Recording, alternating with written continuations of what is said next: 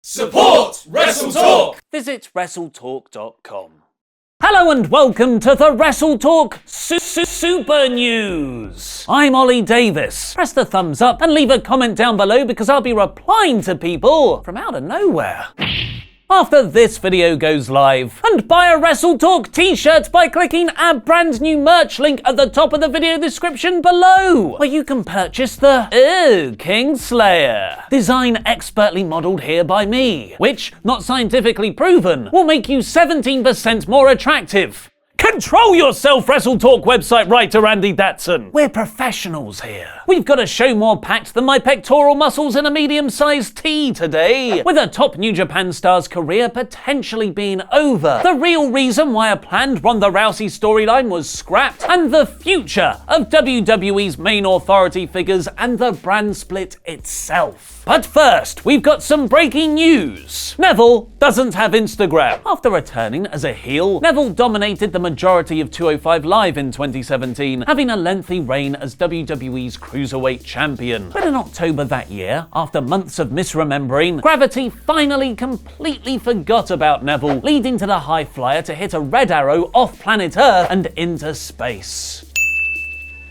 After nearly a year out on his home planet of Fliptropolis, which of course orbits 7 stars, Neville finally returned to wrestling last month for Japan's Dragon Gate promotion, which is where he originally made his Pac name on the independent scene. But while there's been a year of reports and rumours, Neville or Pac hasn't spoken out on what made him leave WWE. Until now!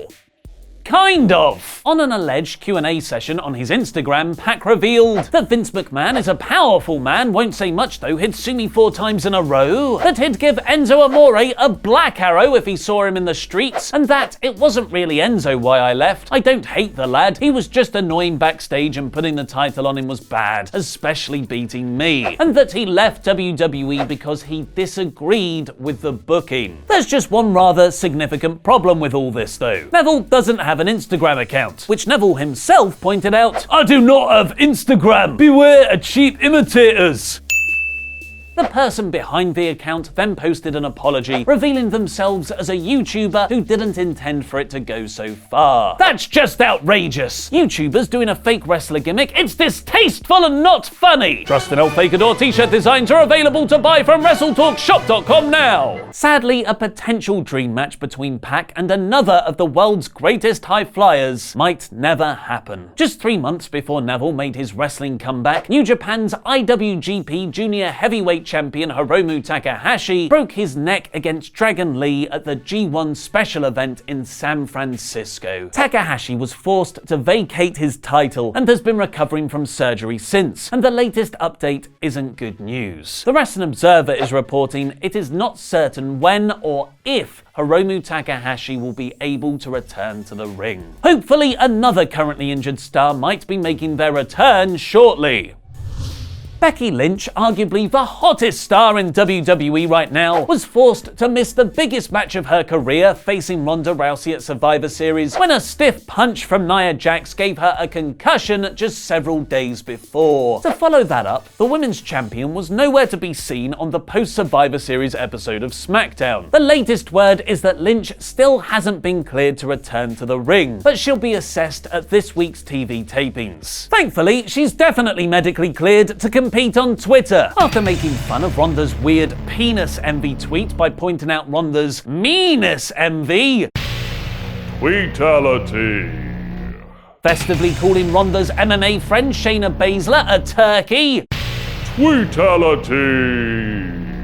And calling out Rousey again, along with Brock Lesnar and Daniel Bryan for them not competing at Saturday's Starrcade show.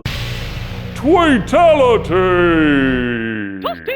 Becky's so badass, she's even starting on MMA fighter and sometimes boxer, trash-talking connoisseur Conor McGregor. The man channels no one. Conor McGregor and me are bonded as Irish brother and sister, but if I ever got within 2 miles of him, I'd break that bond and his arm in 3 short seconds. Crying with laughter emoji. It'd be too tempting. He'd completely understand too. Proper 12 after. Because threatening to break each other's arms is actually a traditional Irish well-wish, McGregor then offered to team up up with her. Call me when you need proper backup. The reason they're both weirdly capitalizing the word proper there, by the way, is most likely in reference to the Irish whiskey brand Connor owns called Proper Number 12. Breaking down stereotypes. Seemingly taking McGregor up on the offer, Lynch then replied, "Cheers, Connor. I'm carrying 2 divisions at the moment, but you know exactly how that is. I hear New York is nice in the spring, though.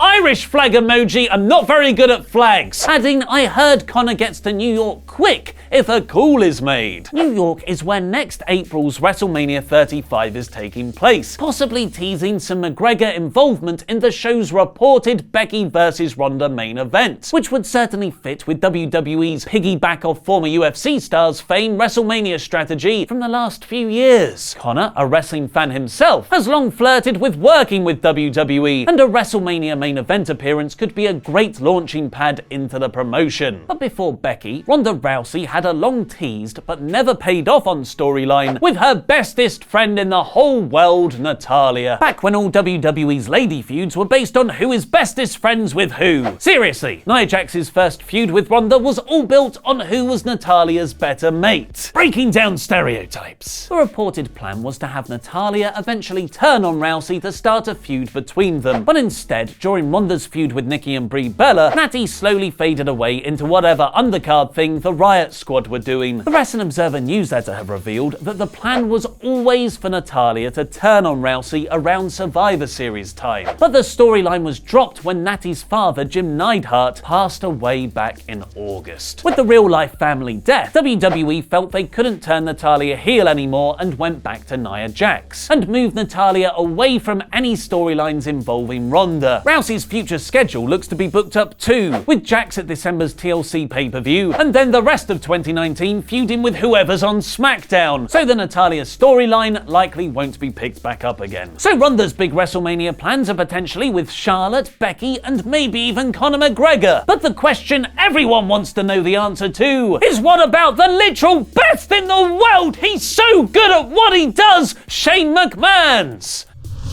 Surprise, surprise, the son of the owner of the company is likely being set up for a big role at WrestleMania 35. Breaking down stereotypes. According to the Wrestling Observer newsletter, the original plan for Shane was to turn him heel following his World Cup to determine the best in the world win, and SmackDown 6-0, but really 6-1, lost to Raw at Survivor Series. But these heel turn plans have now been pushed back to early next year, presumably when the Road to WrestleMania season starts. On the other brand, however, there's more and more speculation that Alexa Bliss will be made Raw's permanent general manager. Constable Baron Corbin has been the acting GM of Raw since Kurt Angle was placed on an indefinite vacation back in August, and he's expected to lose his position at TLC so Braun Strowman can go on to face Brock Lesnar for the Universal title at January's Royal Rumble. PW Insider claims there's an expectation backstage that Bliss will move into Baron's GM position following TLC. Bliss hasn't wrestled on TV